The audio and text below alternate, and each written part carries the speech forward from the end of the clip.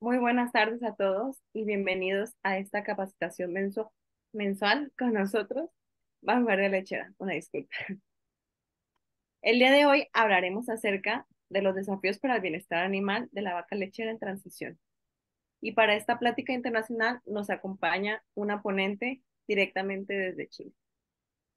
Ella es la médico Pilar Sepúlveda Varas. Es médico veterinario zootecnista egresada de la Universidad Austral de Chile y actualmente se desempeña como docente responsable de la clínica de rumiantes del Hospital Veterinario de su alma mater.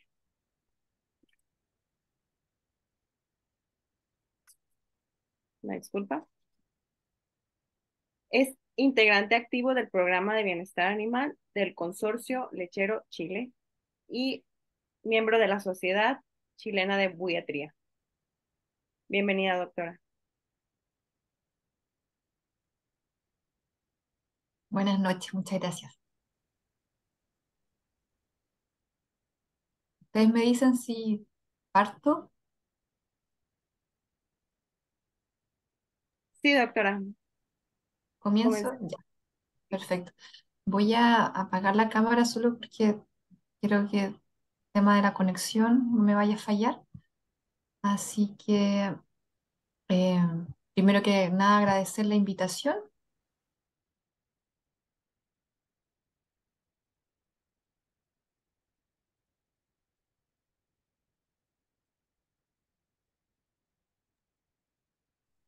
Ahí sí, está agradeciendo por la invitación. Y bueno, lo que yo quiero compartir con ustedes esta noche, bueno, estoy en horario de Chile, tengo 3 horas más que donde están ustedes, y es hablar un poco del desafío que tienen las vacas lecheras en un periodo de tiempo bastante particular, que es el periodo de transición. Entonces, para comenzar, un poco hablar de la definición de lo que es el periodo de transición, que básicamente es un periodo de cambio. Ya el periodo de transición, si ustedes lo ven acá en la línea de tiempo, voy a poner acá el puntero, que ustedes vean lo que estoy enfocando, es básicamente, tradicionalmente se ha definido como el periodo comprendido entre las 3 semanas antes del parto y las 3 semanas posteriores. Si ustedes lo ven en la línea de tiempo de un ciclo productivo estándar para una vaca lechera, es un periodo de tiempo bastante acotado. Sin embargo, en estas 6 semanas ocurren cambios muy importantes desde el punto de vista fisiológico, metabólico, y al mismo tiempo que la vaca está pasando, ¿no es cierto?, desde un estado de preñez final, ¿no es cierto?, las últimas semanas de gestación, donde no está produciendo leche, viene el parto y comienza, dependiendo de el potencial productivo de la vaca, ¿no es cierto?, comenzar a producir gran cantidad de leche. Es por esto que la demanda, desde el punto de vista energético, desde el punto de vista del sistema inmune, es bastante fuerte. Y además de esos cambios metabólicos endocrinos internos, también la vaca en el mismo periodo está sometido a un estrés ambiental bastante grande, donde sabemos que las vacas cambian de lote, reciben una alimentación distinta y por lo tanto, desde el punto de vista del manejo que hacemos con estos animales en este periodo es bastante estresante también. Hoy en día, si bien esta es como la definición bastante tradicional, hoy en día, en los últimos años, está un poco más cambiando lo que nosotros pudiésemos entender como periodo de transición, y hay bastante investigación que se ha enfocado ya a extender un poco este periodo ya desde el momento en que la vaca cesa su lactancia y comienza el periodo seco, ya que hay bastantes cambios que pudiesen ocurrir acá que afectan a la vaca, sobre todo en las primeras semanas postparto, y también extendiendo este periodo hacia un poco más de los 21 días postparto, sino que también pensando que es cuando la vaca ya está comenzando a ciclar y viene su temporada de encastre. Em, por todos estos cambios que son inherentes en el animal desde el punto de vista fisiológico, endocrino, más todo lo que yo les mencioné de las prácticas de manejo que hacemos con estos animales en este periodo bastante diferenciada, no es sorprendente, ¿no es cierto?, que sea un periodo de bastante riesgo, sobre todo para que la vaca presente enfermedades, ¿ya? Lo voy a mostrar más adelante, pero la mayoría de las enfermedades que afectan a la vaca justamente ocurren en estas semanas postparto. Ahora bien, como esta charla se trata de los desafíos del punto de vista de bienestar que afectan a las vacas en este periodo en particular, tenemos que un poco ampliar y homogeneizar tal vez qué es lo que nosotros entendemos por bienestar animal. Y de forma bastante simple, básicamente nosotros queremos saber, cuando hablamos de bienestar animal, es si nuestras vacas se encuentran sanas, si están produciendo lo que nosotros esperamos que produzcan, dependiendo de su potencial genético, su potencial productivo. Lo segundo que nosotros podríamos preguntarnos cuando estamos pensando en el tema bienestar animal es que si estos animales sufren dolor o miedo, ¿no es cierto? Pensando en emociones negativas.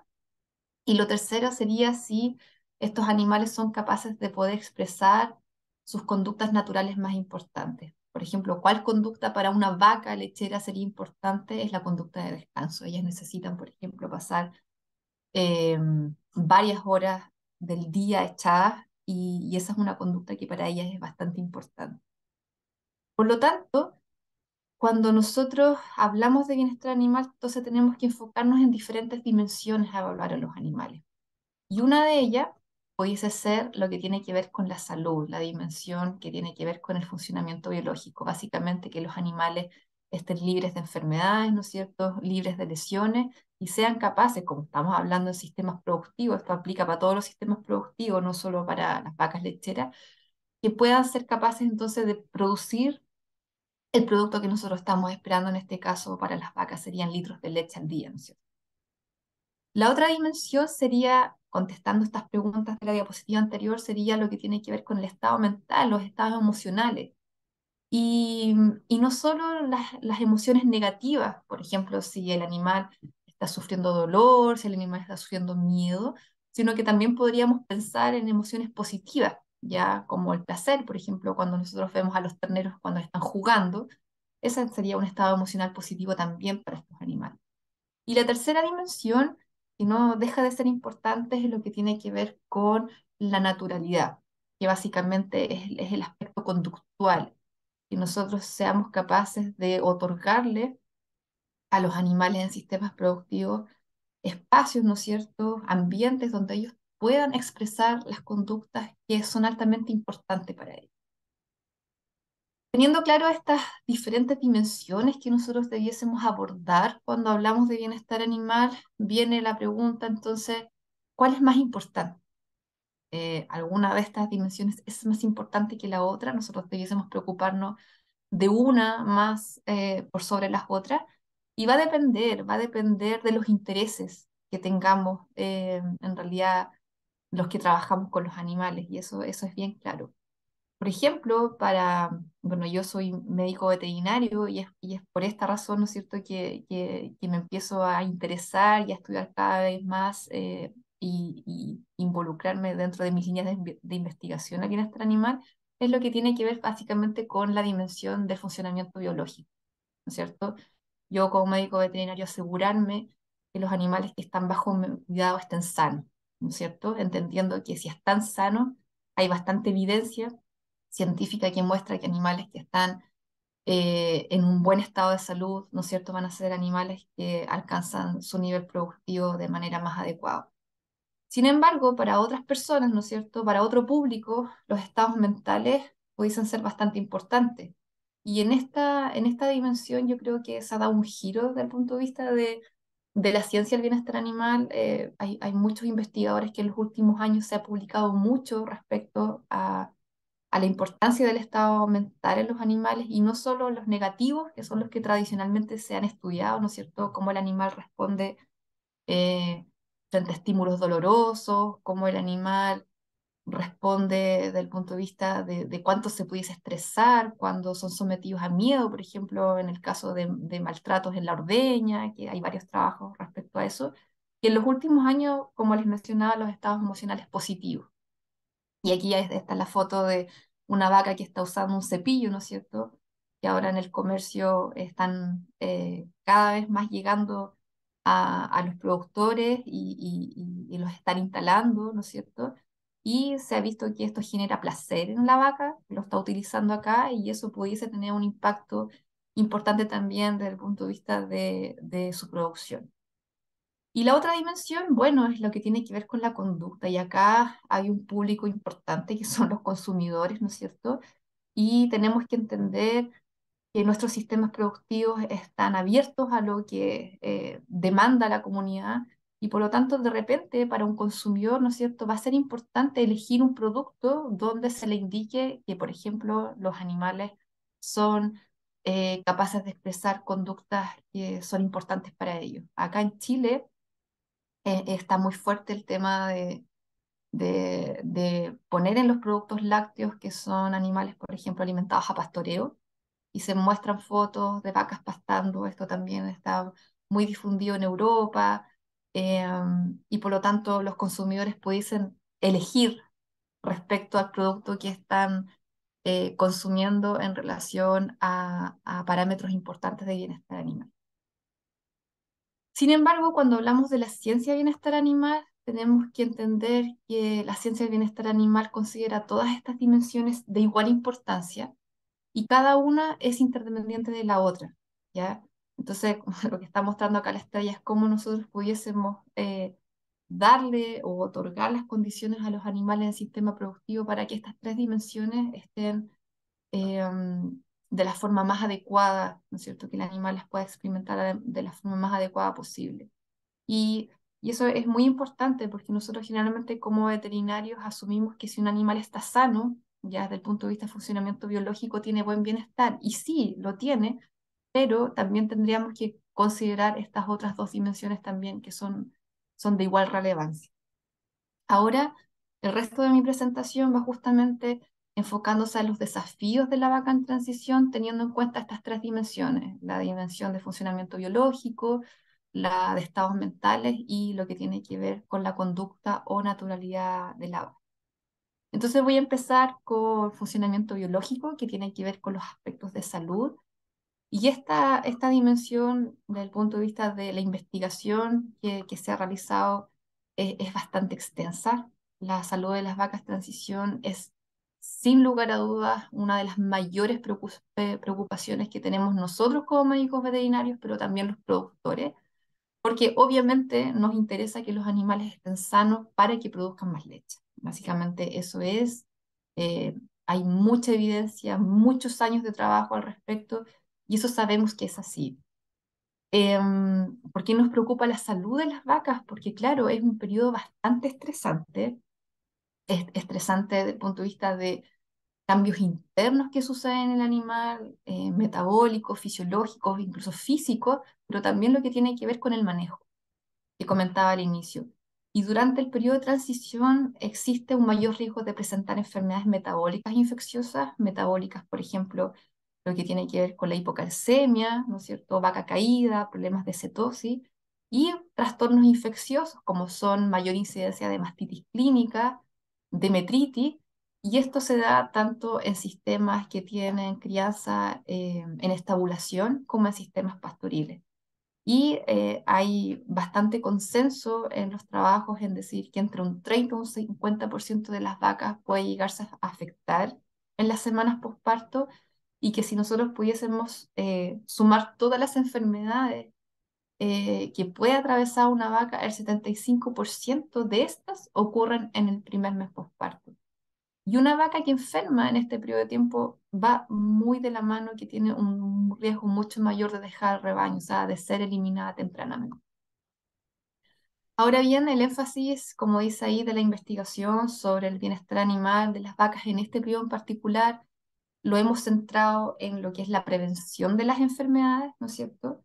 eh, Pensando en un enfoque de medicina de rebaño, pero también se ha desarrollado y muy de la mano de la tecnología de tratar de buscar indicadores que me puedan alertar sobre tempranamente sobre animales que están enfermos o animales que estén en riesgo de enfermar. Y eso es un poco lo que les voy a mostrar algunos ejemplos de algunos trabajos que hemos hecho.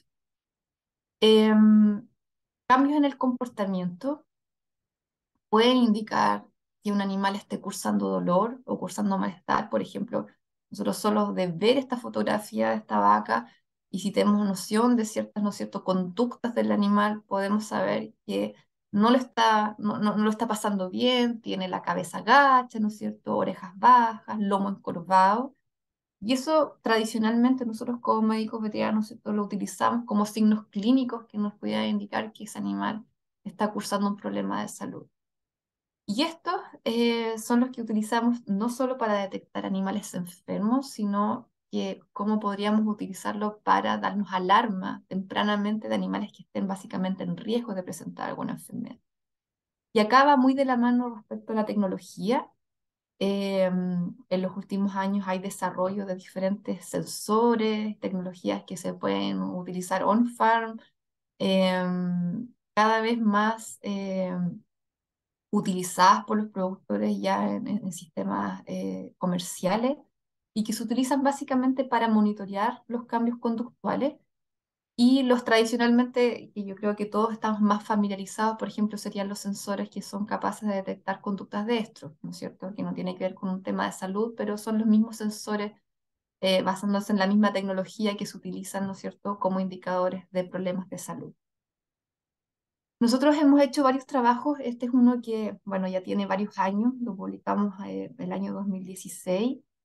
Esto fue parte de cuando yo estaba realizando todavía mi doctorado y nosotros estábamos interesados en, por ejemplo, el tema de la mastitis clínica, ya una enfermedad que se produce sobre todo en los primeros días postparto y evaluamos el consumo de alimentos a través de sistemas automatizados, esto es un sistema tabulado. Y si ustedes se fijan acá, en este eje, este trabajo está mostrando el consumo de materia seca en kilos al día y acá en el eje, ¿no es cierto?, está mostrando los días relativos al diagnóstico, donde el día cero es cuando el ordeñador detectó a la vaca con mastitis clínica en el pozo, y nosotros queríamos ver cómo el consumo de alimento en estas vacas y si iba o no iba cambiando en los días previos al diagnóstico. Si ustedes se fijan, básicamente el resultado más importante que obtuvimos fue que las vacas sí presentan una disminución al consumo de alimentos en los días previos al diagnóstico y este cambio va en alrededor un poco más de 1 kilo al día.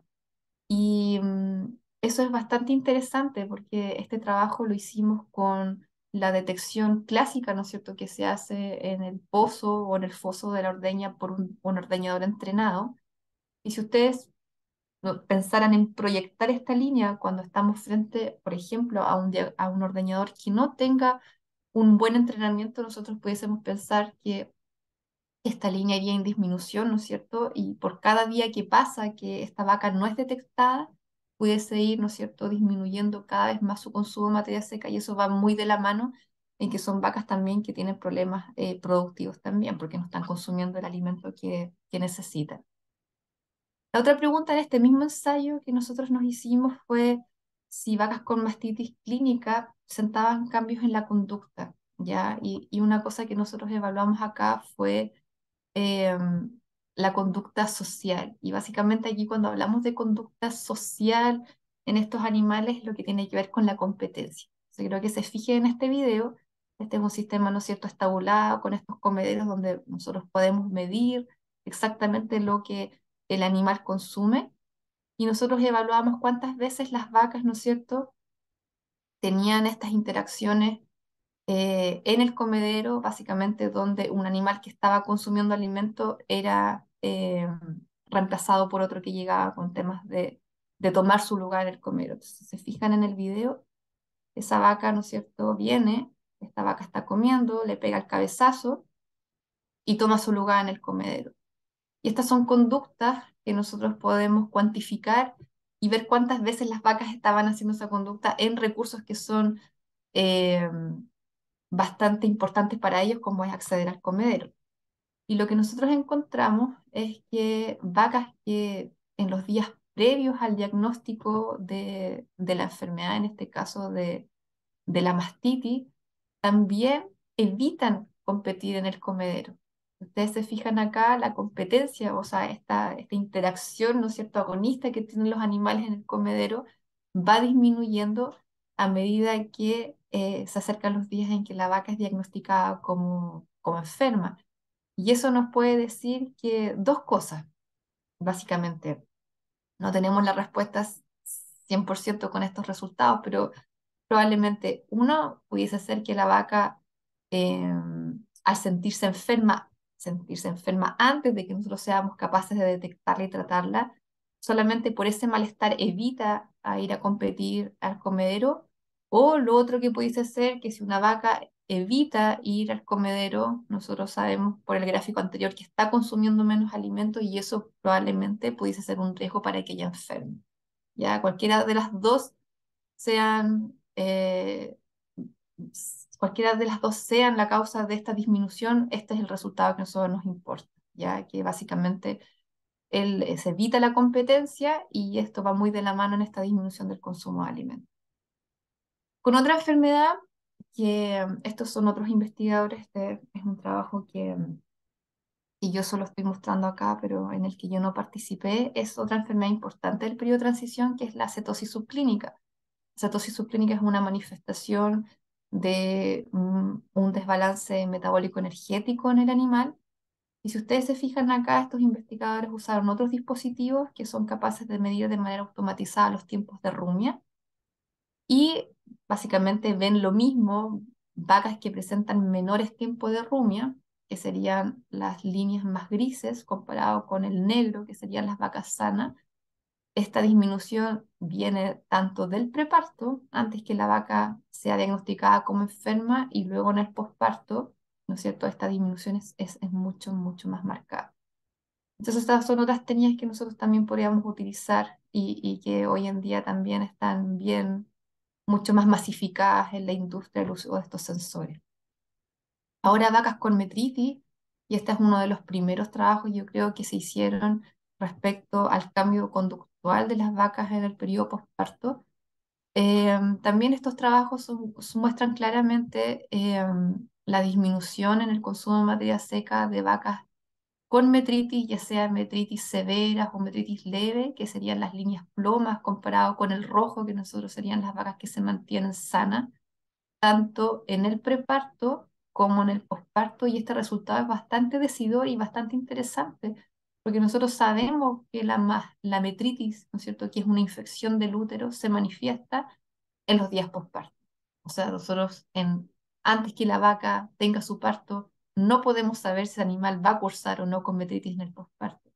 Sin embargo, a pesar de que el diagnóstico nosotros lo hacemos acá, ¿no es cierto?, en promedio entre los 7 14 días posparto, fíjense que estas vacas que enfermaron en el posparto ya venían con menores consumos de alimentos en el preparto, que nosotros los comparamos con las vacas en la línea roja que se mantuvieron sanas.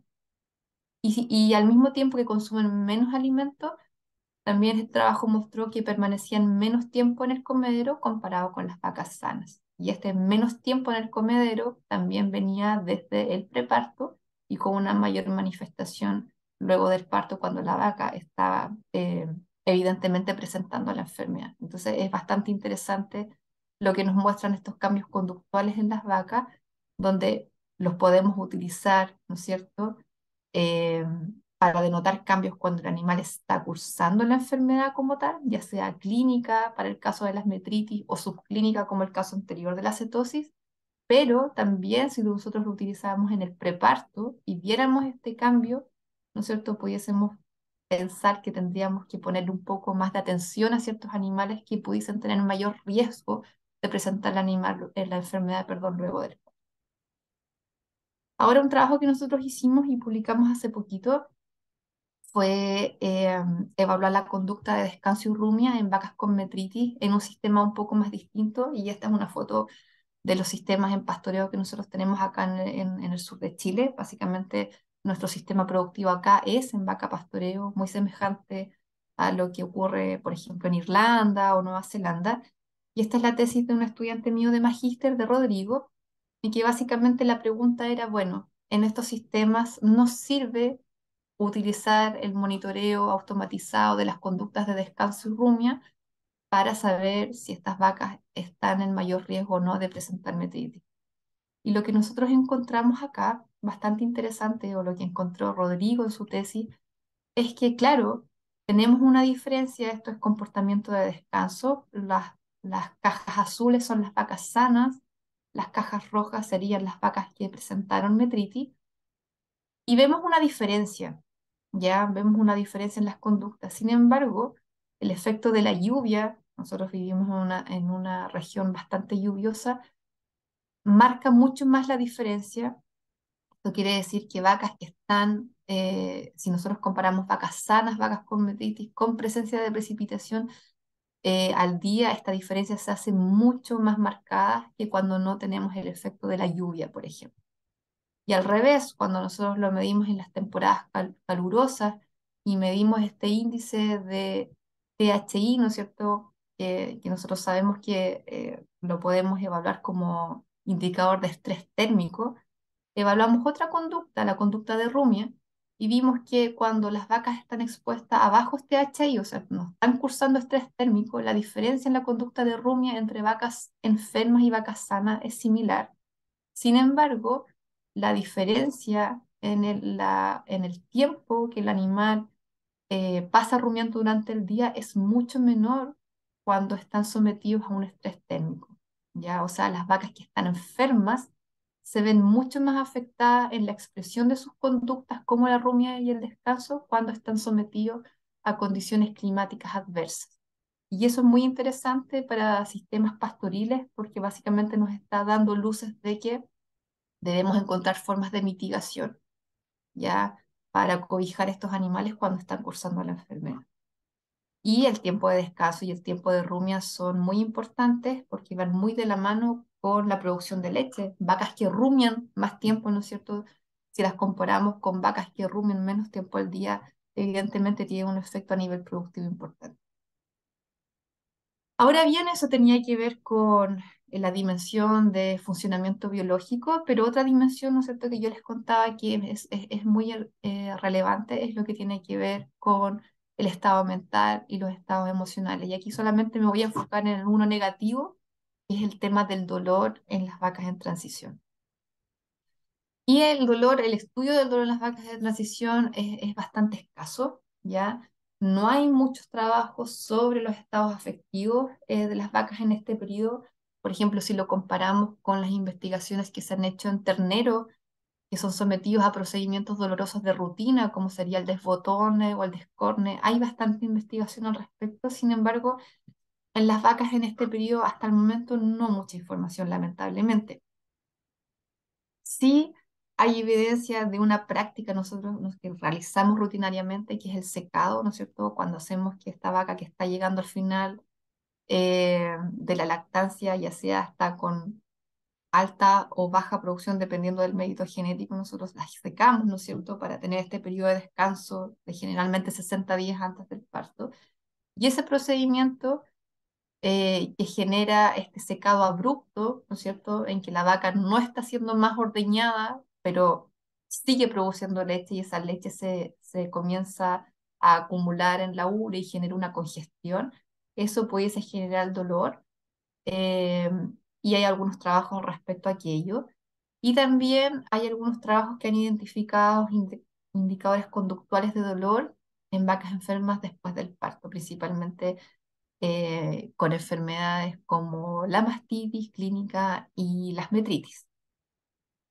Respecto al secado, aquí les quiero mostrar un trabajo que ya tiene varios años,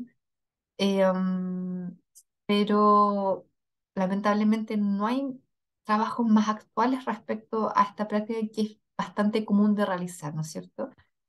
Y esto, los investigadores lo que utilizaron fue un algómetro que básicamente mide presión, cuánta presión yo puedo ejercer en la ubre sin que la vaca muestre algún disconfort.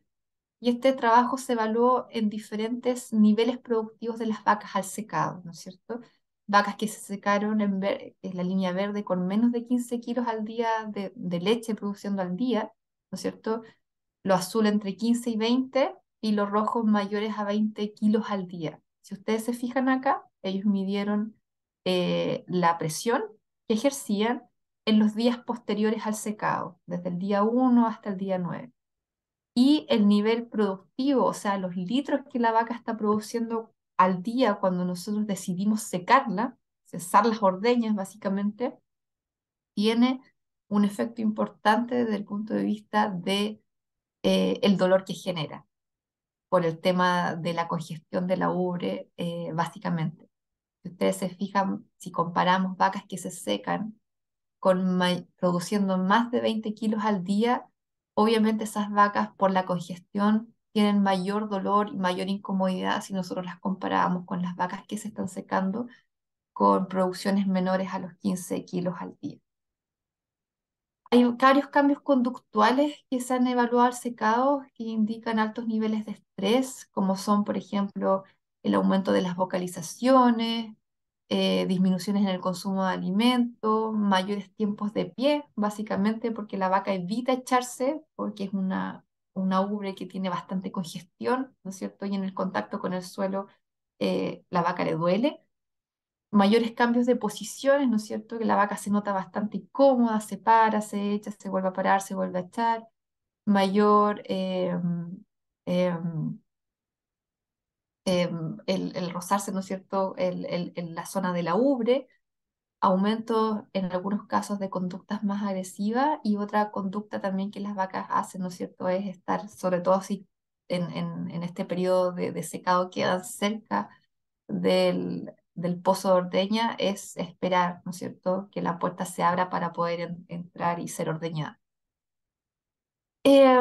Una práctica, ¿no es cierto?, que es común que nosotros realizamos cuando queremos disminuir la producción de leche al final de la lactancia para secar a las vacas es hacer restricciones severas en el consumo de agua y en el consumo de alimentos, ¿no es cierto?, para a través de esta restricción, ¿no es cierto?, provocar que la vaca de manera aguda disminuya su producción de leche.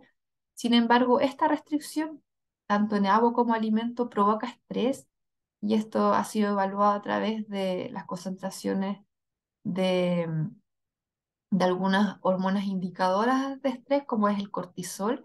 Si ustedes se fijan acá, esto está, ¿no es cierto?, poniendo estas dos curvas, que es lo que tiene que ver con el trabajo anterior, que es la presión, ¿no es cierto? Pero hay un pic importante de aumento de cortisol que es indicador de estrés posterior al secado. Y esto básicamente estaría muy de la mano con estos manejos restrictivos que se pudiesen hacer en estas vacas para tratar de disminuir la producción de leche al momento de hacer este procedimiento de secado. Ahora, respecto al dolor en relación a enfermedades y no a procedimientos rutinarios como sería el secado, una enfermedad importante y que tiene una incidencia bastante alta son las metritis, ¿no es cierto? Las metritis que es básicamente una inflamación de todas las capas del útero y las podemos clasificar en metritis clínicas o leves y metritis puerperales o metritis más severas, donde tenemos un compromiso del estado general del animal, generalmente animales que están presentando fiebre y sinología sistémica. Y en este trabajo, los investigadores lo que quisieron evaluar es cómo demostrar de cierta forma si esta enfermedad, ¿no es cierto?, a diferencia de una enfermedad que era menos estudiada desde el punto de vista de si generaba dolor o no, y inventaron una forma bastante simple y novedosa que básicamente fue medir cuánto las vacas arqueaban el dorso luego de una palpación rectal. Entonces tenían el animal acá, como ustedes lo están viendo acá, antes de la examinación, se ponían el brete, ¿no es cierto? Y el investigador hacía una palpación sin presionar fuertemente el recto para palpar el cuerpo del útero y posteriormente hacía una palpación un poco más, ¿no es cierto?, poniendo mucho más presión sobre el cuerpo del útero y veían cuánto la vaca, ¿no es cierto?, se encorvaba y esto lo traducían en un programa y podían medir básicamente el área de encorvamiento del lomo en estos animales. Y lo que encontraron es que la metritis es una patología dolorosa y la respuesta a este dolor se puede detectar durante el examen de palpación rectal. Y básicamente es por el arqueamiento del dorso, porque es una conducta que está asociada con dolor visceral. Eh, y las vacas que están, las barras más grises oscuras son vacas sanas, las grises más claras serían las vacas con metritis, y ustedes se fijen, independiente si es una palpación suave, ¿no es cierto?, sin sin la presión más severa sobre el cuerpo del útero o con una palpación un poco más fuerte, ¿no es cierto? En cualquiera de los dos casos, las vacas que están presentando una enfermedad tienen un arqueamiento mayor. Y solamente ese resultado está validado como un indicador de dolor visceral. Por lo tanto, uno podría, ¿no es cierto?, inferir que la metitis sí es una enfermedad dolorosa en el animal y nosotros como médicos veterinarios podríamos, ¿no es cierto?, repensar nuestras terapéuticas y no solo enfocarnos a veces en controlar la infección con el uso de antibióticos, sino que también pensar en otras formas de mitigar la inflamación y el uso de antiinflamatorios no esteroidales, por ejemplo. Y hay varios trabajos respecto al efecto que pudiesen tener en aliviar el dolor producto de esta enfermedad en las vacas. Y la tercera dimensión cuando hablamos de bienestar animal importante es permitirles a los animales que expresen sus comportamientos que son importantes para ellos. Y un comportamiento que es importante para la vaca en condiciones naturales es esta motivación de aislarse al momento del parto. Y básicamente este comportamiento de querer aislarse en el momento del parto, si ustedes se fijan en este video, este es un sistema estabulado, una vaca recién parida, que es la que está en la placenta, pero tiene una vaca acá que está lamiendo la placenta, ¿no es cierto? Mientras la vaca está preocupada de lamer a su cría, pero hay otra vaca que está dentro del corral que también está lamiendo a la cría. Y esta es una conducta que se da bastante frecuente cuando tenemos estos corrales colectivos, ¿no es cierto? Del término de inglés se dice el mismothering, que básicamente estas vacas como que se comienzan como a quitar los terneros. Entonces esta motivación tiene esa lógica desde el punto de vista de la evolución de la especie, que puede ser una estrategia, uno, para esconderse de los depredadores, y también pudiese darse porque ayuda a facilitar el vínculo entre la madre y su ternero, sin la molestia de otras vacas, como lo que yo les estoy mostrando acá en el video. Ahora, en factores que pueden influir sobre esta conducta pudiesen ser la edad del animal. Es diferente esta conducta en vacas de primer parto o estas vaquillas versus vacas de más de un parto por la experiencia previa. También hay factores del clima relacionados y el acceso a los diferentes recursos que el animal tenga para poder hacer este aislamiento, ¿no es cierto? En sistemas estabulados, las vacas se aíslan para parir cuando se les da uno la oportunidad, ¿no es cierto? Pero este comportamiento se ha visto afectado por el entorno social y la hora del día.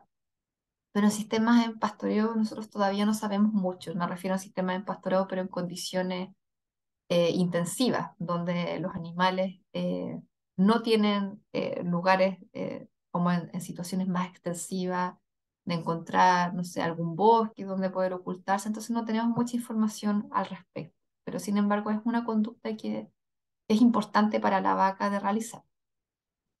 Ahora, esta última parte de la presentación, quiero un poco unir estas dimensiones que hemos visto en forma separada, en la física, mental y conductual, que son los tres pilares del bienestar, ¿no es cierto?, de la ciencia del bienestar, y mostrarles un trabajo que nosotros hicimos hace 2 años y que lo que quisimos hacer, ¿no es cierto?, es a través de prácticas de manejo, tratar de enfrentar y demostrar el efecto que pudiese tener en el bienestar de las vacas en este periodo de transición. Y esto es un trabajo de doctorado de un alumno que está acá en la foto, que es Daniel Carte, y lo publicamos hace 2 años en el Journal of the Science, y les quiero mostrar un poco de qué se trató este trabajo.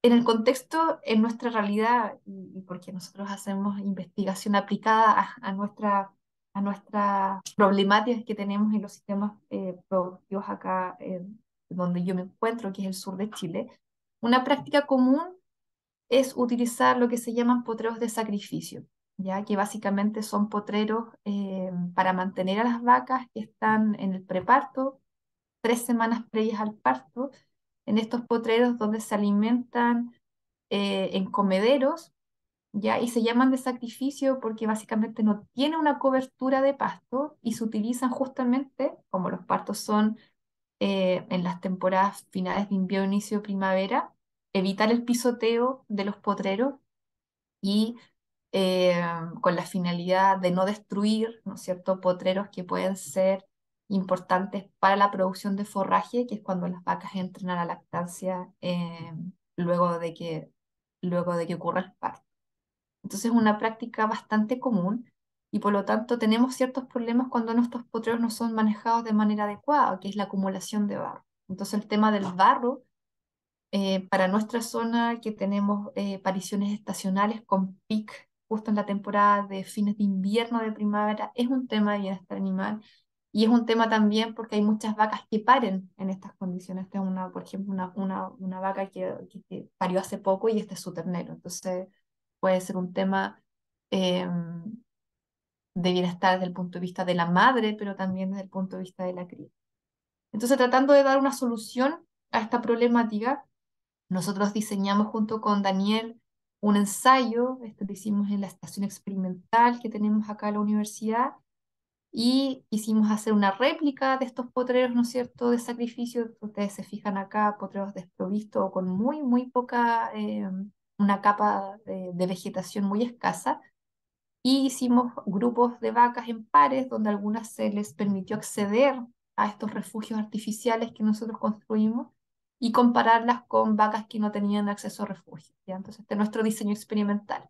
Vacas que tienen acceso a un refugio en el potrero y vacas que no tienen acceso, simulando las condiciones, ¿no es cierto?, que nosotros vemos en los sistemas más comúnmente acá en esta zona.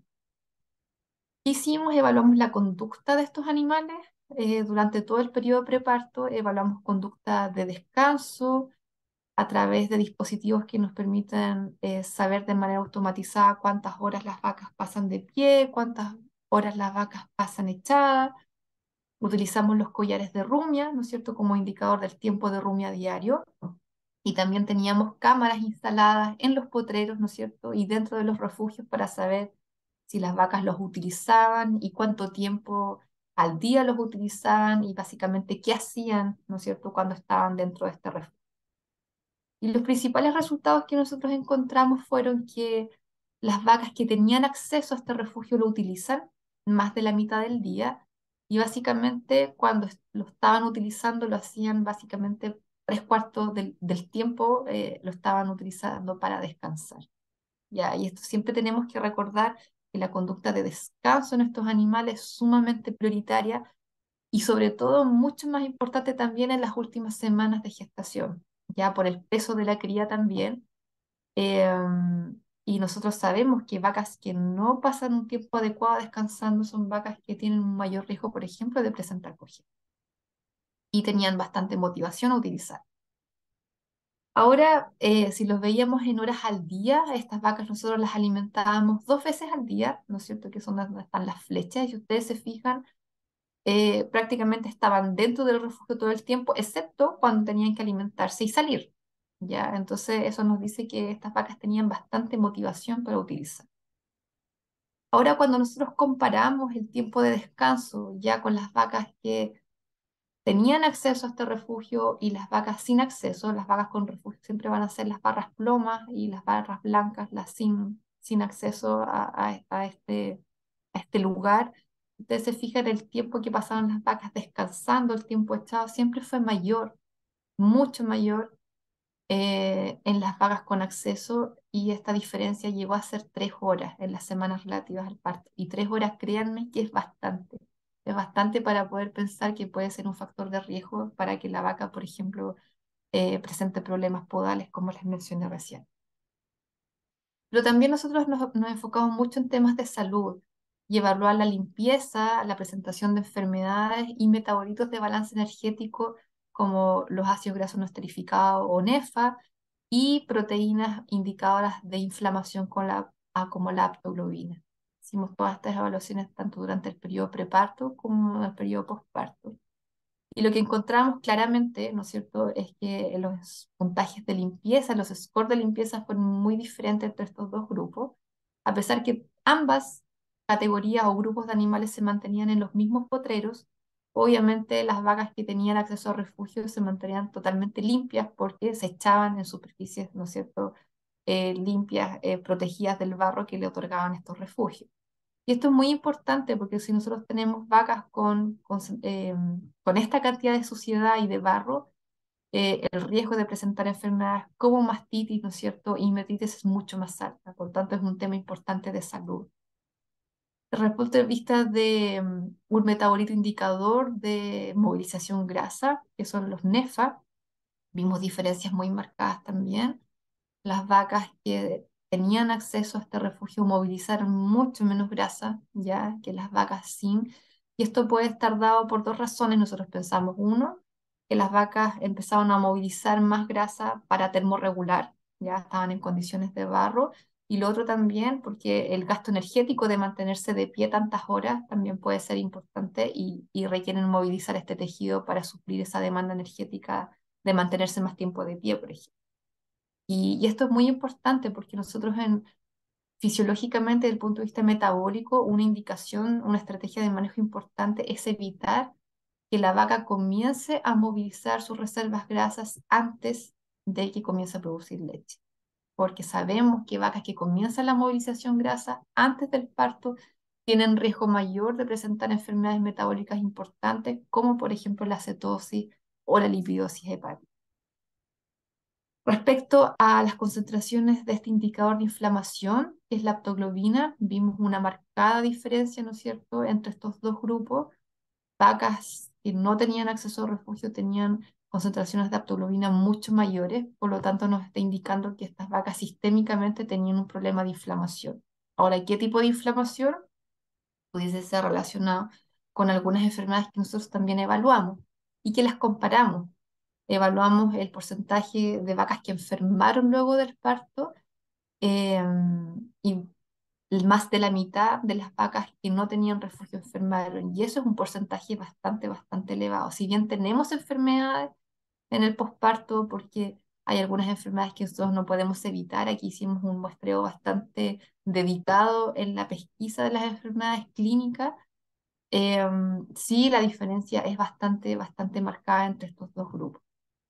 Por lo tanto, el uso de estos manejos para mitigar condiciones, por ejemplo, que es la exposición al barro, son muy importantes de considerar porque no solo es un tema que afecta a la conducta del animal, sino que este aspecto de la conducta también tiene consecuencias en su estado de salud.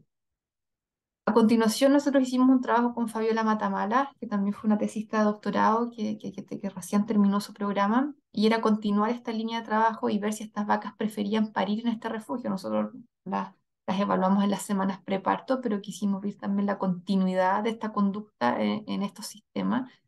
Y lo que nosotros notamos es que más de casi todas las vacas, por no decir todas, prefirieron de parir dentro de estas estructuras, indicando que eso es algo que tenían bastante motivación a utilizar.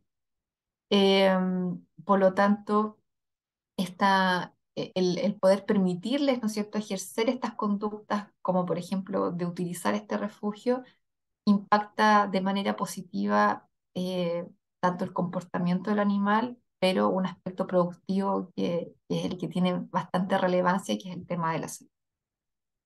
Finalmente, este es el último trabajo que les muestro. Esto también fue tesis de doctorado de Fabiola y este lo publicamos el año pasado. Y la pregunta de Fabiola acá era, bueno, a veces nosotros tenemos un problema en los sistemas en pastoreos de tener estructuras, ¿no es cierto?, o instalaciones para poder trasladar a las vacas al momento del. Entonces la pregunta era, bueno, ¿las podemos trasladar de manera temprana o de manera tardía, desde un potrero a una maternidad y evaluar eso sobre el comportamiento tanto de la madre como también hicimos una evaluación también del recién nacido? Entonces el diseño experimental que nosotros utilizamos acá fue bastante simple. Teníamos estas vacas, todas las vacas, ¿no es cierto?, desde el momento del secado hasta las 3 semanas antes del parto en potrero. Y luego, 3 semanas antes de la fecha probable de parto, hicimos tres grupos distintos. Unos que los mantuvimos en los potreros de sacrificio, como que les mostré en la fotografía, que se mantuvieron hasta el momento del parto, o sea, la vaca parió en el potrero. 3 semanas antes del parto las trasladamos tempranamente a una maternidad y todo su periodo preparto, todas las 3 semanas previas al parto, estuvieron dentro de una estructura, ¿no es cierto?, una maternidad. Y el movimiento tardío que le llamamos nosotros, o traslado tardío, fue a las vacas 1 semana previa a la fecha probable de parto, trasladarlas a la maternidad. Entonces, estos fueron nuestros 3 grupos que comparamos: las que se mantuvieron el parto en el potrero, las que fueron trasladadas tempranamente a la maternidad y las que fueron trasladadas a la maternidad tardíamente en estos tiempos. Y entre los resultados que encontramos, aquí solo les muestro los más interesantes, los más relevantes, es que si comparamos los tiempos de descanso en estos animales, las vacas que fueron trasladadas a la maternidad descansaron más horas al día, independiente si el traslado fue temprano o tardío, cuando los comparamos con las vacas que se mantuvieron en el potrero, ¿ya? Y esto tiene la misma justificación de que les mostré en el trabajo anterior. Y cuando nosotros evaluamos también el efecto en la vitalidad de los terneros en las primeras 2 horas de vida, comparando los terneros que nacieron en la maternidad o los terneros que nacieron en el potrero de sacrificio, vimos diferencias bastante marcadas.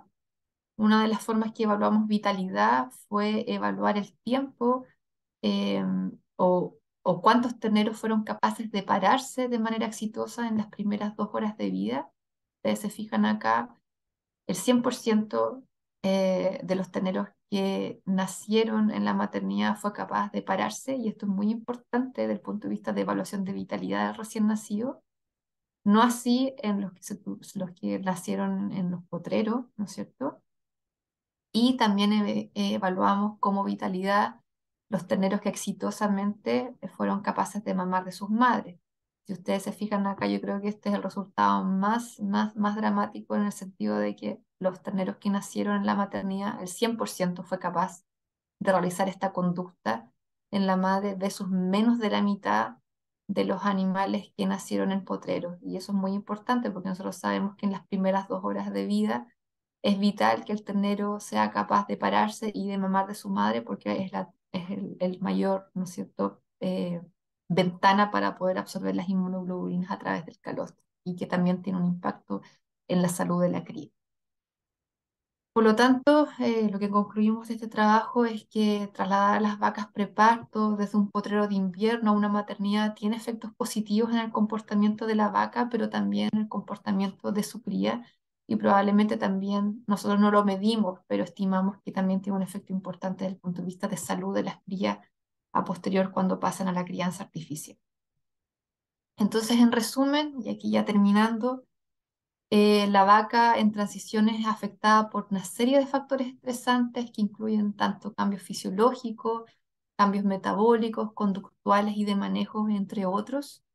Durante la transición, la vaca tiene un alto grado de riesgo de enfermar y de sufrir dolor e incomodidad a causa de estas enfermedades, así como también por manejos rutinarios, y en ese caso un manejo importante a considerar, no sé, desde el punto de vista de bienestar, es el tema del secado de las vacas. El estudio del comportamiento y el uso de sensores, que cada vez son más accesibles hoy en día, son útiles para el monitoreo de cambios conductuales, y esto nos puede llevar a poder identificar de manera temprana animales que estén enfermos o, interesantemente, animales que estén en riesgo de enfermar. Y finalmente, el manejo durante este periodo de transición debe considerar aspectos que se relacionan con las dimensiones del bienestar, ¿no es cierto? El estado físico del animal, los estados mentales y conductuales. Y esto con la finalidad, obviamente, de otorgar condiciones que generen un buen bienestar de los animales en este periodo. Los agradecimientos de los trabajos que les mostré acá, una lista de mis estudiantes, tanto estudiantes de pregrado como estudiantes de posgrado, del doctorado, de magíster, algunos que están acá en la foto, la gente que trabaja con nosotros en la estación experimental, las fuentes de financiamiento.